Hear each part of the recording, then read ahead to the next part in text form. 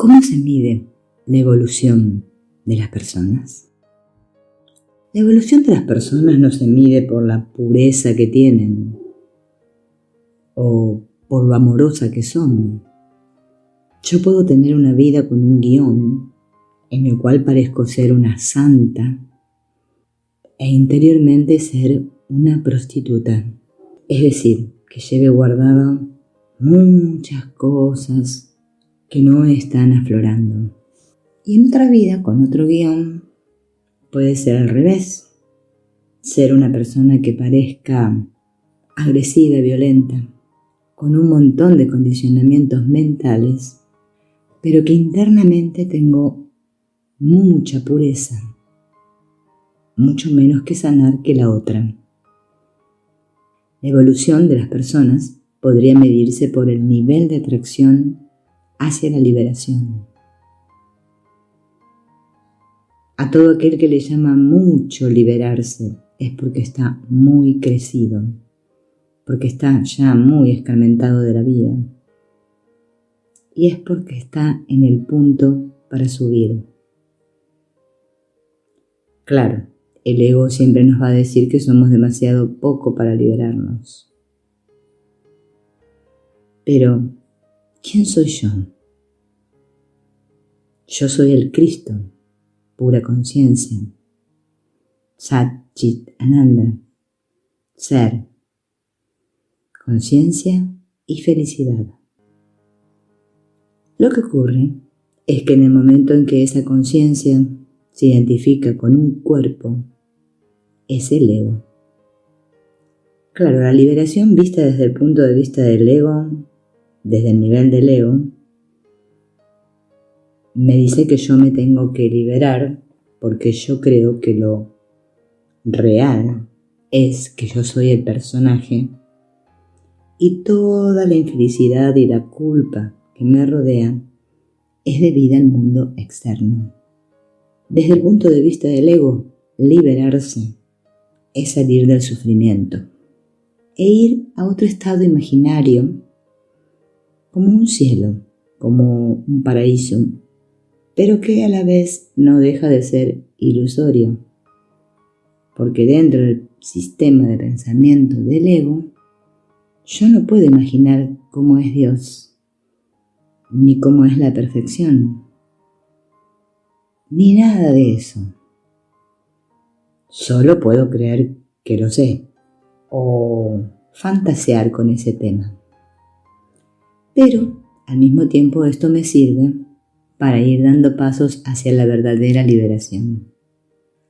Ahora, si lo vemos desde el punto de vista de la conciencia, del sí mismo, como no veo real el mundo del ego, realmente no hay nada de qué liberarme, sino que me doy cuenta que lo único que tengo es una experiencia de sufrimiento, una experiencia de limitación, una experiencia de vivir en un cuerpo. La conciencia del sí mismo o conciencia crística sirve para ir deshaciendo el ego y para que me vaya acercando más hacia Dios. Pero es una conciencia que no puedo vivir en este mundo. Es decir, no puedo ir por el mundo pensando que todos son santos y divinos. El Advaita propone ir deshaciendo el ego y entonces tu conciencia universal, tu conciencia que sabe no solamente de la infinitud, sino también de las cosas del mundo, que es lo que el curso de milagros llama el Espíritu Santo, toma el mando de tu vida. Los Advaitas le llaman condicionamientos mentales a lo que el curso de milagros le llama el guión. Tu conciencia se mete en la plenitud, pero tú por guión sigues actuando como si fueras un ego encarnado y pasas a verte como la observadora de ese guión. no te identificas con lo que piensas, ni con lo que dices, ni con lo que haces. Podríamos decir que la diferencia entre estar en el sí mismo y estar en el ego es que tú crees que lo que te ocurre te está ocurriendo realmente cuando estás en el ego. Y estar en el sí mismo, en el ser, es ser consciente de que lo que te rodea no es real y que lo que te está ocurriendo no lo estás haciendo tú, sino que simplemente te está sucediendo. Es algo mecánico. Ramesh Balsekar hablaba de que la mente pensante es el ego, que es un nudo, una unión entre el sí mismo y el cuerpo. Pero en el momento en que ese ego desaparece, se disuelve, podemos seguir viviendo como el sí mismo en un cuerpo que se mueve mecánicamente como por inercia, pero no estamos en el sí mismo real hasta que nos unimos con el todo y ya no necesitamos más cuerpo. El curso de milagros nos habla del Espíritu Santo, que es nuestra conciencia más elevada, que es la fusión entre el mundo de la forma y lo que somos en el cielo.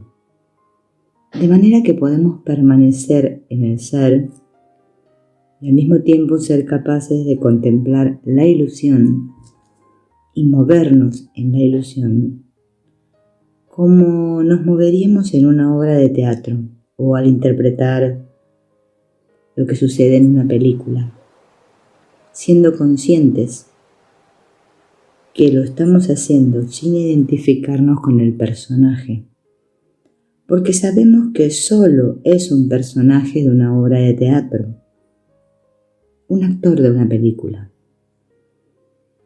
pero estando con una conciencia diferente.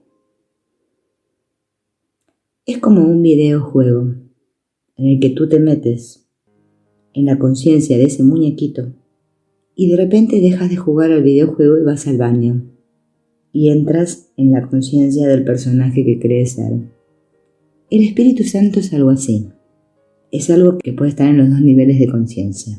Puede experimentar la plenitud absoluta, pero al mismo tiempo puede ser consciente de cómo funciona el guión del ego y actuar dentro de él. ¿Qué es lo que se libera entonces realmente? Tu conciencia de identificarse con el cuerpo.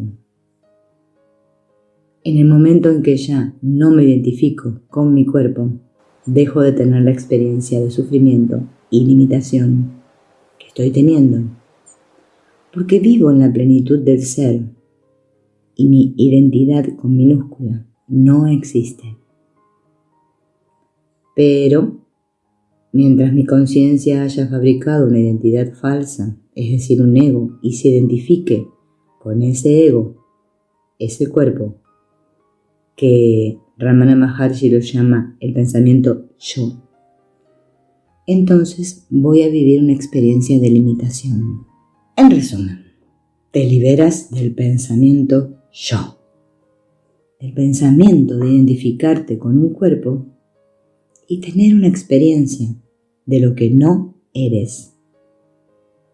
Una experiencia de dolor y de sufrimiento.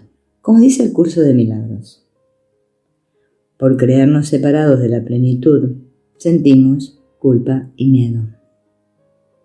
Al deshacer el ego, voy desidentificándome del pensamiento yo, de yo soy un cuerpo, y yo hago esto, yo, porque el pensamiento yo es la base de todo, porque a partir de ese pensamiento yo se generan todos los demás pensamientos. El tú, el él, ellos, yo realizo, me pasa esto, me pasa lo otro. Todo esto está basado en el yo. Entonces, si deshacemos el pensamiento yo, fundiéndolo con la fuente, se deshace esa identificación dentro de la mente y entonces empezamos a experimentar la plenitud. Mientras voy experimentando el guión del ego hasta que se acaba este cuerpo. Cuando dejo de identificarme con el cuerpo, el sí mismo ocupa su lugar. Entonces, ¿liberarme de qué? De que soy un cuerpo, de que soy este personaje. Somos los responsables de la creación del universo, pero no elegimos cada experiencia del universo, sino que elegimos que se creara algo para escapar de Dios. Por lo tanto, no somos responsables de las guerras ni de los homicidios. Sencillamente, elegimos algo diferente a Dios. Y se nos apareció en esta forma, de universo, de mundo. Por eso somos todos inocentes. El problema no es yo soy este cuerpo, sino que el problema es yo soy un cuerpo. Por lo tanto, si se muere este cuerpo, me veré en otro mundo con otro cuerpo y diré, ahora soy este otro cuerpo. Es decir, que el problema es la identificación con la forma de tener un cuerpo. En el momento en que me identifique con la plenitud que soy, que está más allá de todo cuerpo, es cuando voy a deshacer el apego a todo cuerpo. Y entonces, ya ningún cuerpo me podrá engañar. La autoindagación es un mazazo al ego. Es simplemente saber que cuando hago algo, me doy cuenta de que no soy el hacedor y me pregunto, ¿quién es el hacedor? No me identifico ni con el ego ni con el cuerpo. Pero si el ego insiste y dice, soy yo, como refiriéndose a mí, entonces me pongo en su lugar y digo, ¿quién soy yo?